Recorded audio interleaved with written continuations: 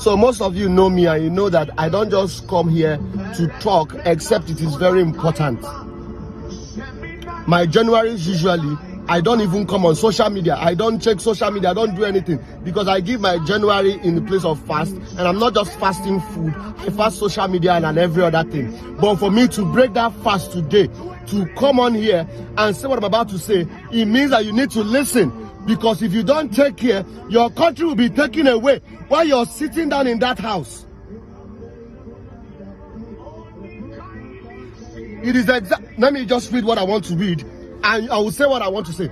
Jonah chapter 3, and I'm going to read from verse 1 to get context.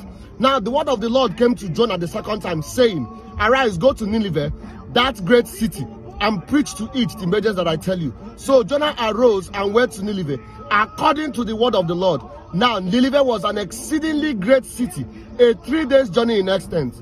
And Jonah began to enter the city on the first day's walk. This is where I'm going. Then he cried out and said, "Yet 40 days, and Nineveh shall be overthrown. 40 days, and Nineveh shall be destroyed." Ladies and gentlemen, today makes it exactly 40 days to the presidential election. And most of you are sitting down and you've not got your PVC, and certain people that know that they don't have what it takes, based off of integrity, based off of fair and fair election, they are conniving and they are planning everything they can to take this country away. They are planning everything they can to make sure that they're doing this election. And you that have been sitting down, you have not got your PVC. Get out from that place and get your PVC. If you are in church and you've been praying for God to give us a good leader, you've prayed enough. Get up from there and get your PVC. And if you don't have a PVC, or you decide not to get a PVC, I want to declare to you that you're a public enemy of this country. Have you not suffered enough? Can't you see what is going on around you?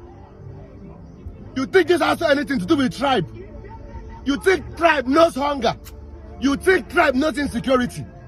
You'll be lying to yourself. If you are voting for somebody that you cannot wish that your children will be like, then you're a public enemy of this country. If you are voting for somebody that you cannot pray that the destiny of your child will be like that person, then you're a public enemy of this country. It is not in my place to point and give a name of somebody you have to vote for.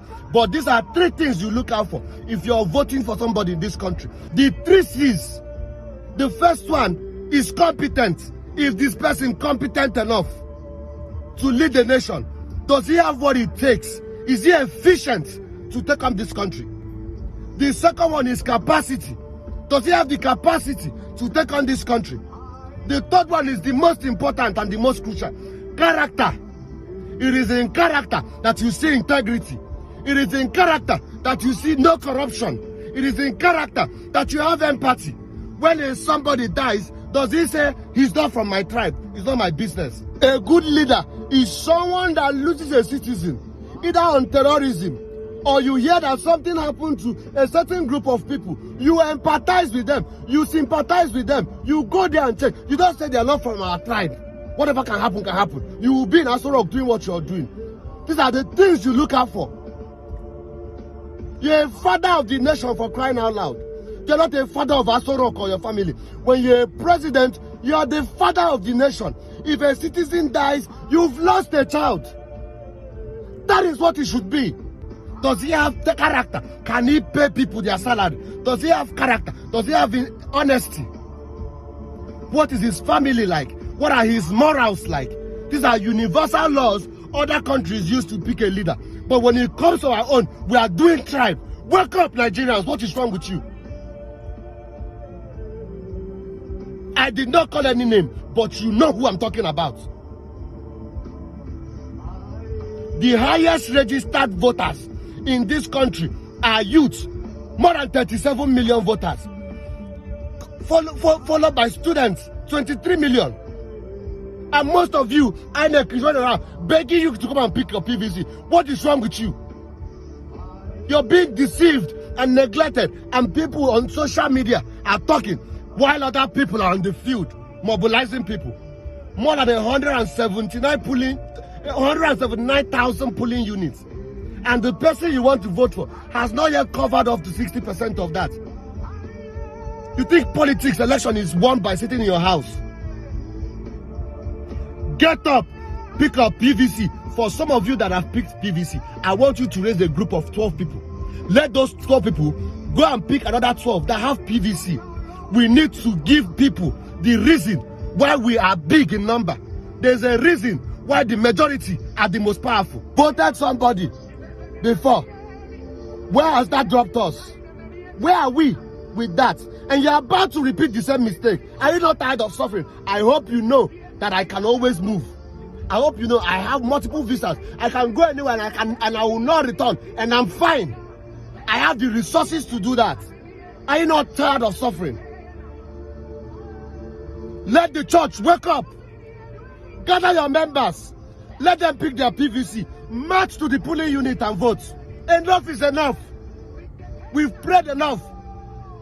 Even in the house of Israel, not everybody were in church. It's only the Levites were the ones permitted to be inside. Every other person was outside. There are people that can be in the church praying, while every other person should go out and vote. There are people that are in the mosque praying. Every other person should go out and vote.